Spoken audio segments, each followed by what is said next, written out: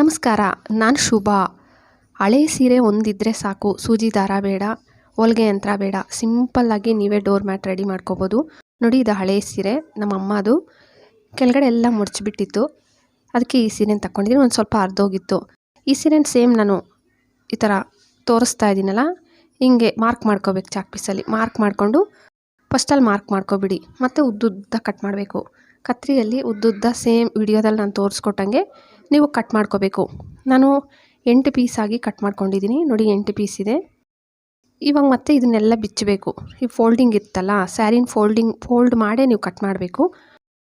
ಈಕ್ವಲಾಗಿ fold ಮಾಡಿಕೊಂಡು ನಾನು cut ಮಾಡ್ಕೊಂಡಿದ್ದೆ. ಮತ್ತು ಎಲ್ಲ ಬಿಚ್ತಾ ಇದ್ದೀನಿ. ನೋಡಿ, ಸ್ಯಾರಿನ ಫುಲ್ ಈ ಥರ ನೀಟಾಗಿ ಬಿಚ್ಚಿಬಿಟ್ಟು 3 ಪೀಸಸ್ ಇಟ್ಕೋಬೇಕು. ಮತ್ತೆ ನೋಡಿ ತೋರಿಸ್ತೀನಿ. 8 ಪೀಸ್ ತಗೊಂಡಿದ್ದೀನಿ. 8 ಪೀಸ್ನು ಮೊದಲು ಬಿಚ್ಚಿಬಿಟ್ಟೆ. ಮತ್ತು 3 ಪೀಸ್ ತಗೊಂಡು 3 ಪೀಸ್ ತಗೊಂಡಿದ್ದೀನಲ್ಲ ಈ ಸ್ಯಾರಿಯಲ್ಲಿ, ಇದಕ್ಕೆ ದಾರದಲ್ಲಿ ಸುತ್ತಬಿಟ್ಟು ಗಂಟು ಹಾಕ್ಕೊತಾ ಇದ್ದೀನಿ. ಇಲ್ಲ ಯಾವುದನ್ನು ಬಟ್ಟೆ ಪೀಸಲ್ಲೇ ನೀವು ಗಂಟು ಹಾಕ್ಕೋಬೋದು. ದಾರನೇ ಏನು ಬೇಕಾಗಿಲ್ಲ. ಮತ್ತು ಇದಕ್ಕೆ ಜಾಯಿನ್ ಮಾಡೋಕ್ಕೆ ಎಕ್ಸ್ಟ್ರಾ ಇನ್ನೂ 3 ಪೀಸ್ ಇತ್ತಲ್ಲ, ಇದನ್ನು ಜಾಯಿನ್ ಮಾಡೋಕ್ಕೂ ಅಷ್ಟೇ ನಿಮಗೆ ಸೂಜಿ ದಾರ ಏನೂ ಬೇಡ. ಫಸ್ಟೇ ನೀವು ಗಂಟು ಹಾಕ್ಕೊಬಿಡಿ. ನೋಡಿ, ನಾನು ಆ 3 ಪೀಸ್ಗೆ ಮತ್ತೆ 3 ಪೀಸ್ ಸ್ಯಾರಿ ಇತ್ತಲ್ಲ, ಇದನ್ನು ಇಟ್ಬಿಟ್ಟು ಗಂಟು ಹಾಕ್ಕೊತಾ ಇದ್ದೀನಿ. ಫಸ್ಟೇ ನೀವು ಈ ಥರ ಮಾಡ್ಕೊಬಿಡಬೇಕು. ಮತ್ತು ಸುತ್ತಕೊಂಡು ಬರಬೇಕು. 3 ಪೀಸ್ನು ನಾನು ಗಂಟು ಹಾಕಿದ್ಮೇಲೆ ನೋಡಿ, ಆ 3 ಪೀಸ್ ಇತ್ತಲ್ಲ, ಇದನ್ನು ಈ ಥರ ಟೈಟಾಗಿ ಗಂಟುಗಳು ಹಾಕ್ಕೊಂಡು ಸುತ್ತಕೊಂಡು ಬನ್ನಿ. ನೀವು ಸುತ್ತಬಿಟ್ಟ ಮೇಲೆ ಎಕ್ಸ್ಟ್ರಾ ಬಟ್ಟೆ ಪೀಸ್ ಇರುತ್ತಲ್ಲ, ಬಟ್ಟೆ ಪೀಸಲ್ಲಿ ಬೇಕಾದರೆ ಗಂಟು ಹಾಕ್ಕೋಬೋದು. ನಿಮ್ಗೆ ಯಾವ ಸುಲಭ ಅನಿಸಿದ್ರೆ ಅದನ್ನು ಟ್ರೈ ಮಾಡ್ಕೊಳ್ಳಿ. ನೋಡಿ, 3 ಸುತ್ತಬಿಟ್ಟಿದ್ದೀನಲ್ವ, ಇದನ್ನು ಕಬೋರ್ಡ್ಗಳದ್ದು ಇವಾಗ ಹ್ಯಾಂಡ್ಲ್ ಇರುತ್ತಲ್ಲ, ಹಿಡ್ಕೊಳ್ಳೋದ ಕಂಬಿ, ಇದಕ್ಕೆ ನಾನು ದಾರದಲ್ಲಿ ಇದನ್ನ ಇಟ್ಬಿಟ್ಟು ಗಂಟು ಹಾಕ್ಕೊತಾ ಇದ್ದೀನಿ. ಸೇಮ್ ಹಿಂಗೆ ನೀವು ಗಂಟು ಹಾಕ್ಬಿಟ್ಟು ಇವಾಗ ಜಡೆ ಎಣಿತೀವಲ್ಲ, ಸಾಮಾನ್ಯವಾಗಿ ನಮಗೆ ಇವಾಗ ಜಡೆ ಎಣಿಯೋದು ಬರ್ತಾ ಇರುತ್ತೆ. ಜಡೆ ಎಣ್ದಂಗೆ ಎಣೆದುಕೊಂಡು ಹೋಗಬೇಕು. ನೀವು ಫ್ರೀ ಇರೋ ಟೈಮಲ್ಲಿ, ಜಾಸ್ತಿ ಟೈಮು ಏನು ತಗೊಳ್ಳಲ್ಲ, ಬೇಗ ಆಗುತ್ತೆ.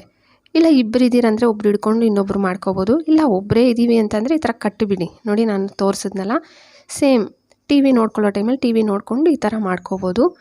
ಪೂರ್ತಿ ಸ್ಯಾರಿ ಇದೇ ಥರನೇ ಮಾಡ್ಕೋಬೇಕು. ಇವಾಗ ಎಷ್ಟು ನಾವು 3 ಪೀಸ್ ಜಾಯಿನ್ ಮಾಡಿದ್ದೀವಲ್ಲ, ಅಂದರೆ 6 ಪೀಸ್ ಜಾಯಿನ್ ಮಾಡಿ ಉದ್ದಕ್ಕಿದೆಯಲ್ವ, ಅಷ್ಟು ಪೀಸ್ನು ನೀವು ಉದ್ದಕ್ಕೆ ಎಣೆದುಕೊಂಡು ಬಂದುಬಿಡಬೇಕು. ನೋಡಿ, ಮತ್ತು ಎಕ್ಸ್ಟ್ರಾ ಇನ್ನೂ 2 ಬಟ್ಟೆ ಪೀಸ್ ಇತ್ತಲ್ಲ, ಇದರಲ್ಲಿ 1 ಪೀಸ್ ತಗೊಂಡು ನಾನು ಕಟ್ ಮಾಡ್ಕೊತಾ ಇದ್ದೀನಿ. ಸೇಮ್ ಈ ಥರ ಮಧ್ಯಕ್ಕೆ ನೀವು ಕಟ್ ಮಾಡ್ಕೊಬಿಡಬೇಕು.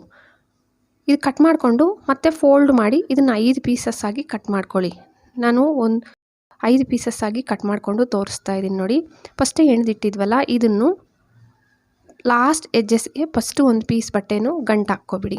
1 ಗಂಟು ಹಾಕ್ಕೊಳ್ಳಿ, 2 ಗಂಟೆ ಏನಿಲ್ಲ.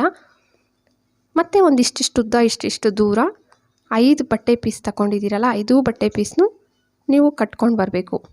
ನೋಡಿ, ಒಂದಷ್ಟು ದೂರ 5 ಬಟ್ಟೆ ಪೀಸ್ನು ಸೇಮ್ ನಾನು ವಿಡಿಯೋದಲ್ಲಿ ತೋರಿಸ್ಕೊಟ್ಟಂಗೆ ನೀವು ಗಂಟು ಹಾಕ್ಕೊಂಡು ಬರಬೇಕು.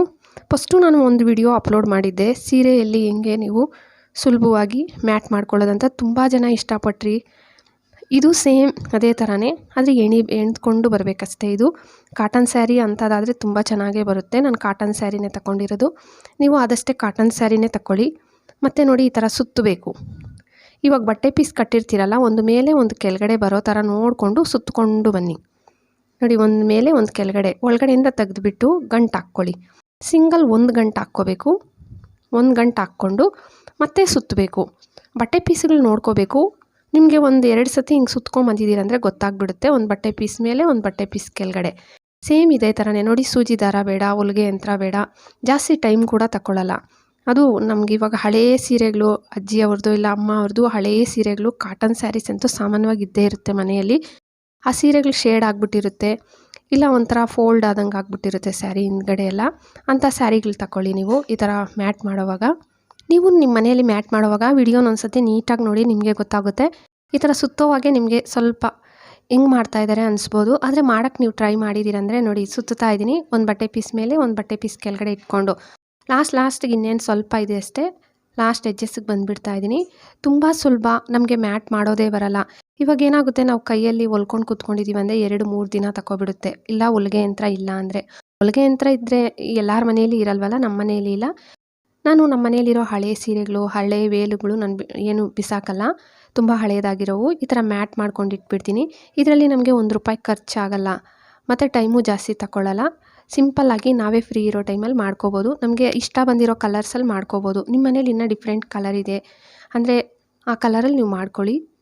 ನೋಡಿ ತೋರಿಸ್ತಾ ಇದ್ದೀನಿ. ಇನ್ನೇನು ಲಾಸ್ಟ್ ಎಡ್ಜಸ್ಸಿಗೆ ಬಂದಾಗ ಲಾಸ್ಟ್ ಎಡ್ಜಸ್ಸಿಗೆ ಒಂದಷ್ಟು ದೂರದಲ್ಲಿತ್ತು ಎಕ್ಸ್ಟ್ರಾ ಬಟ್ಟೆ ಪೀಸ್ ಕಟ್ಟಿಬಿಟ್ಟು ಒಳಗಡೆಗೆ ಹಾಕ್ಬಿಟ್ಟು ಗಂಟು ಹಾಕ್ಕೊಂಡೆ. ಮತ್ತು ಇನ್ನು ಉಳಿದಿರೋ ಬಟ್ಟೆ ಪೀಸ್ಗಳಿತ್ತಲ್ಲ ಎಕ್ಸ್ಟ್ರಾ, ಇದಕ್ಕೆ ಮತ್ತೆ ಡಬಲ್ ಇನ್ನೂ ಒಂದೊಂದು ಗಂಟು ಹಾಕ್ಕೊಂಡೆ. ಮತ್ತು ಎಕ್ಸ್ಟ್ರಾ ಇರೋದು ಕಟ್ ಮಾಡಿಬಿಡಿ. ಎಕ್ಸ್ಟ್ರಾ ಇರೋದು ಕಟ್ ಮಾಡಿಬಿಟ್ರೆ ನೋಡಿ ಸಿಂಪಲ್ಲಾಗಿ ನಿಮಗೆ ಡೋರ್ ಮ್ಯಾಟ್ ರೆಡಿ ಆಗೋಯ್ತು. ನೀವು ಹಳೆ ಸೀರೆಗಳಿದ್ರೆ ಅಂತೂ ಟ್ರೈ ಮಾಡೋದು ಮರಿಬೇಡಿ. ಇವಾಗ ಮಳೆ ಸ್ಟಾರ್ಟ್ ಆದಂಗೆ ನಮಗೆ ಮ್ಯಾಟ್ಗಳು ಕಮ್ಮಿ ಬರುತ್ತೆ. ಆ ಟೈಮಲ್ಲಿ ಈ ಥರ ಮ್ಯಾಟ್ಗಳು ನಾವು ಫಸ್ಟೇ ಫ್ರೀ ಇರೋ ಟೈಮಲ್ಲಿ ಮಾಡಿ ಇಟ್ಕೊಬಿಟ್ರೆ ಹಳೆ ಸೀರೆಯಲ್ಲಿ 2-3 ಮನೆಯಲ್ಲಿ ನಮಗೆ ಮ್ಯಾಟ್ಗಳಿರ್ತವೆ, ಕಮ್ಮಿ ಬರಲ್ಲ. ನೋಡೋಕ್ಕೂ ಡಿಫ್ರೆಂಟಾಗಿ ಚೆನ್ನಾಗಿರುತ್ತೆ. ಈ ಥರ ಕಾಟನ್ ಸ್ಯಾರಿಯಲ್ಲಿ ಮಾಡ್ಕೊಳ್ಳೋದ್ರಿಂದ ನೀರು ಚೆನ್ನಾಗಿ ಎಳ್ಕೊಳ್ಳುತ್ತೆ. ಮತ್ತು ಎಣ್ದಿರ್ತೀವಲ್ಲ ಬಾಳ್ಕೆನೂ ತುಂಬ ಚೆನ್ನಾಗಿ ಬರುತ್ತೆ. ನೋಡಿ ತೋರಿಸ್ತಾ ಇದ್ದೀನಿ. ಇನ್ನೂ ಒಂದು ಕಡೆ ತಿರುಗಿಸ್ಬಿಟ್ಟು ತೋರಿಸ್ತೀನಿ ನೋಡಿ. ವಿಡಿಯೋ ಇಷ್ಟ ಆದರೆ ಅಂತೂ ಪ್ಲೀಸ್ ಲೈಕ್ ಕೊಡೋದು ಮರಿಬೇಡಿ. ಹಾಗೆ ಸಬ್ಸ್ಕ್ರೈಬ್ ಮಾಡಿಕೊಂಡು ನಿಮ್ಮ ಫ್ಯಾಮಿಲಿ ಫ್ರೆಂಡ್ಸ್ಗೆ ಶೇರ್ ಮಾಡೋದು ಮರಿಲೇಬೇಡಿ.